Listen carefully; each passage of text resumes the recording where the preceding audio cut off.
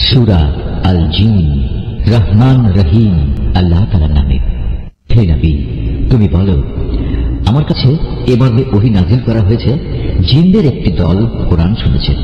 অতঃপর তারা নিজেদের লোকেদের কাছে গিয়ে বলেছে, আমরা বিস্ময়কর কোরআন শুনে এসেছি, যা তার শ্রোতাকে সঠিক ও নির্ভুল পথ প্রদর্শন করে। তাই আমরা তার উপর ঈমান এনেছি এবং আমরা আর কখনো আমাদের মালিকের সাথে কাউকে শরীক করব না। আর আমরা বিশ্বাস করি আমাদের মালিকের মান মর্যাদা সকল কিছুর ঊর্ধ্বে। তিনি কখনো কাউকে স্ত্রী কিংবা পুত্র হিসেবে গ্রহণ করেননি। আমরা আরো জানি আমাদের কতিপয় নির্বোধ আল্লাহ তাআলার উপর অসত্য ও বাড়াবাড়িমূলক কথাবার্তা আরোপ করে। অথচ আমরা মনে করেছিলাম মানুষ ও জিন এই দুই জাতি তো আল্লাহ তাআলার উপর মিথ্যা আরোপ করতেই পারে না। মানুষদের মাঝে কতিপয় মূর্খ ব্যক্তি বিপদে আপদে কিছু সংখ্যক জিনের কাছে আশ্রয় চাইত। এসব করে তারা জিনদের অহংকার অহমিকা আরো বাড়িয়ে দিত। এই জিনরা মনে করত, যেমনি মনে করতে তোমরা মানুষরা মৃত্যুর পর আল্লাহ তাআলা কখনো কাউকে পুনরুজ্জীবিত করবেন না। জিনরা আরো বলল, আমরা আকাশমণ্ডল ভালোভাবে পর্যবেক্ষণ করেছি, আমরা একে কঠোর প্রহরী ও উল্কাপিণ্ড দ্বারা ভরা পেয়েছি।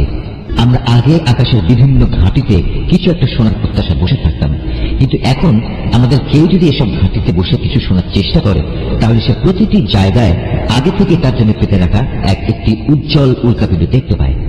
আমরা বুঝতে পারছিলাম না পৃথিবীর মানুষদের কোনো অনিষ্ট সাধনের উদ্দেশ্যেই কি এসব উল্কাপিণ্ড বসিয়ে রাখা হয়েছে, না এর মাধ্যমে তাদের মালিক মূলত তাদের সঠিক কোনো পথ দেখাতে চান। মানুষদের মতো আমাদের মধ্যেও কিছু আছে সৎ কর্মশীল আর কিছু আছে ব্যতিক্রম। পাপ পুণ্যের দিক থেকে আমরা ছিলাম দ্বিধা বিভক্ত। আমরা বুঝে নিয়েছি এ ধরার বুকে কোথাও আমার আল্লাহ তাআলাকে কোনো অবস্থায় অক্ষম করতে পারবো না, না আমরা কখনো তার রাজ্য থেকে পালিয়ে গিয়ে তাকে পরাভূত করে দিতে পারবো। আমরা যখন হেদায়েতের বাণী সম্বলিত কোরআন শুনলাম, তখন আমরা তার উপর ঈমান আনলাম। কেননা যে ব্যক্তি তার মালিকের উপর ঈমান আনে, তার নিজের পাওনা কম পাওয়ার আশঙ্কা থাকে না, পরকালেও তাকে লাঞ্ছনা ও অপমান পেতে হবে না। আমাদের মধ্যে কিছু আছে যারা আল্লাহর অনুগত মুসলিম, আবার কিছু আছে যারা সত্য বিমুখ কাফের। যারা আল্লাহর আনুগত্যের পথ বেছে নিয়েছে তারা মুক্তি ও সৎ পথে বাছাই করে নিয়েছে। যারা সত্য বিমুখ তারা অবশ্যই জাহান্নামের ইন্ধন হবে। আসলে লোকেরা যদি সত্য ও নির্ভুল পথে দৃঢ়ভাবে কায়েম থাকত, তাহলে আমি তাদের আসমান থেকে প্রচুর পানি পান করাতাম। এটা এই জন্যে আমি এর দ্বারা তাদের ঈমানের পরীক্ষা নেব। যদি কোনো মানুষ তার মালিকের স্মরণ, ঈমান ও আনুগত্য থেকে মুখ ফিরিয়ে নেয়, তার মালিক তাকে অবশ্যই কঠোর আযাবে প্রবেশ করাবেন। তোমার উপর এ মর্মে ওহী পাঠানো হয়েছে, মসজিদ সমূহ একান্তভাবে আল্লাহ তাআলার ইবাদতের জন্য নির্দিষ্ট। অতএব তোমরা আল্লাহর পাশাপাশি অন্য কাউকে ডেকো না।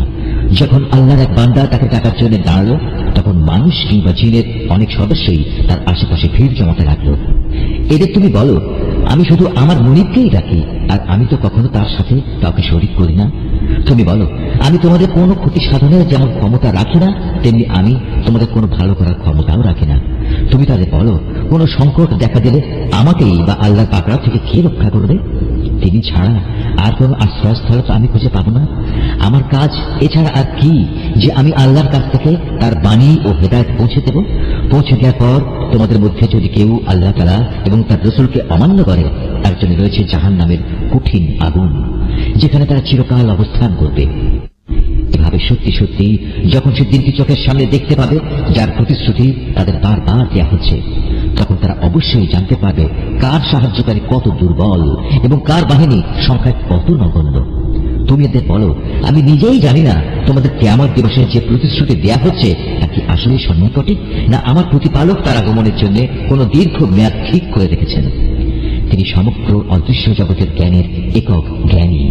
তার সে অদৃশ্য জগতের কোনো কিছুই তিনি কারো কাছে প্রকাশ করেন না, অবশ্য তার রাসূল ছাড়া, যাকে তিনি এই কাজের জন্য বাছাই করে দিয়েছেন। কিন্তু তার আগে পিছেও তিনি অতন্ত্র প্রহরী নিযুক্ত করে রেখেছেন। এই প্রহরা দিয়ে আল্লাহ তাআলা এই কথাটা জেনে নিতে চান তার নবী রাসূলরা মানুষের কাছে তাদের মালিকের পক্ষ থেকে হেদায়েতের বাণী ঠিক ঠিক পৌঁছে দিয়েছে কিনা। অথচ আল্লাহ তাআলা এমনি তাদের সবকিছু পরিবেষ্টন করে রয়েছেন এবং এই সৃষ্টি জগতের সবকিছুর গুণটি তিনি অবগত রয়েছেন।